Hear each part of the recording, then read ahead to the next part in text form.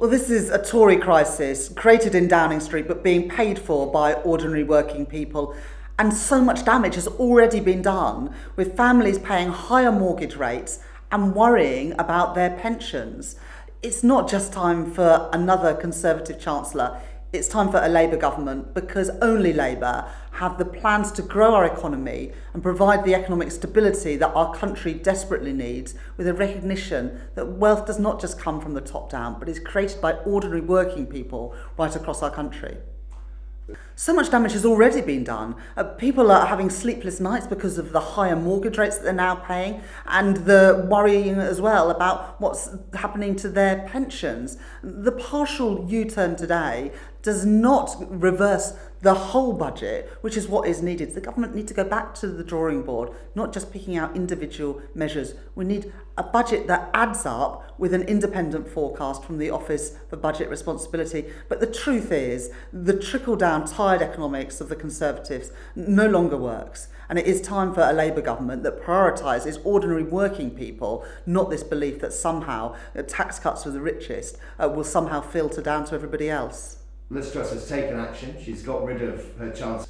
We're now on the fourth Conservative Chancellor this year. In fact, we're on the fourth Conservative Chancellor since July this year. The truth is, another change in who is running the Treasury, another Tory Chancellor, isn't the answer to the challenges that we face as a country. The Tories are out of ideas, they're out of time. It's time for a Labour government. So, of course, reality.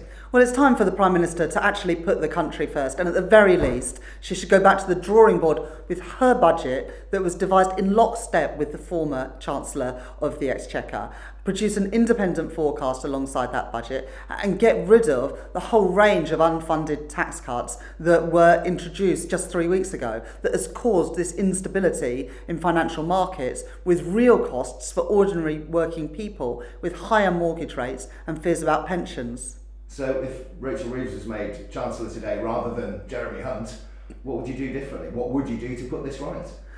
Well, first of all, we need to respect economic institutions. The undermining of the Bank of England, the sacking of the permanent Secretary of the Treasury, the gagging of the Office of Budget Responsibility have all added to the volatility in financial markets, along with the scale of the unfunded tax cuts.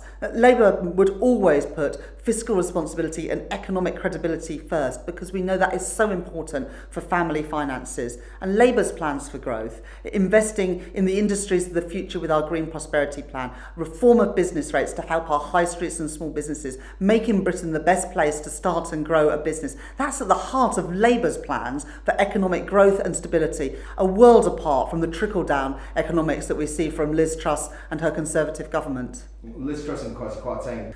The truth is that the UK is the only country in the world where our central bank has had to intervene 3 times in less than 3 weeks to protect UK financial stability. A change of government and a Labour government is exactly what is needed to provide the economic stability that investors and families need, and we're ready to provide that leadership.